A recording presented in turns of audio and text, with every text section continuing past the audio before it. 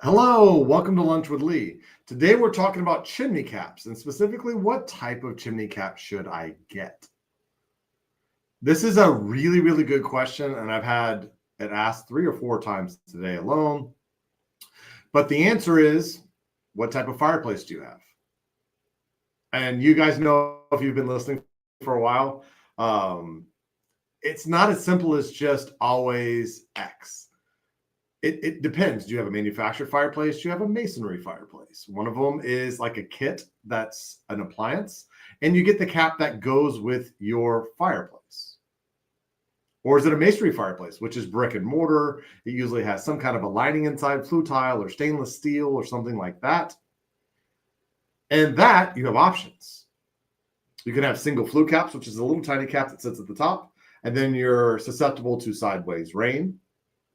Or you can have a full coverage cap, which is what we kind of recommend. That covers the whole top. It stops sideways rain, and often we put eaves on it, which is a little step out on the sides, so the water runs away from the chimney, which helps with leaks, helps with staining, stuff like that. And be really careful, because especially for manufactured fireplace caps, there's all kinds of different sizes. There's square ones, round ones, and you have to get the type that's correct for your fireplace. And going back to masonry fireplaces, there are caps that have hip ridge that are kind of peaked. There are caps that are flat. There are stainless caps. There are galvanized caps. There are copper caps. There are French curve caps. There's all kinds of different looking caps.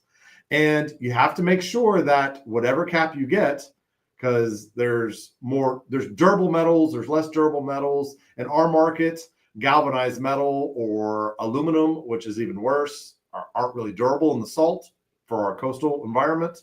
So we mostly use copper and marine grade stainless. So that's the two that we use mostly, and sometimes we powder coat the stainless. But make sure that when you talk about chimney caps, that you're actually talking about a chimney cap. A chimney cap is the cap to the vent as it comes up. There's also something called chase tops, which many people call chimney caps. That's like a tabletop, and then it comes through that in the middle or somewhere inside of it. But the chase top actually there's a chase. It's like a box that follows the chimney up, chases the top up, and it would be the top of that.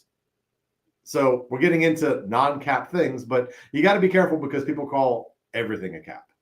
There's even shrouds, which is not a cap, but people call them cap, which is something that goes kind of on the sides of a manufactured cap so that you don't get sideways rain.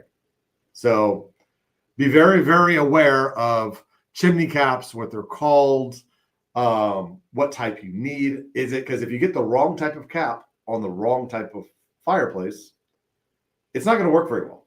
And it potentially could stop the way the chimney cools and create a potential fire hazard. So make sure before you get a cap, make sure you know what type of fireplace it is.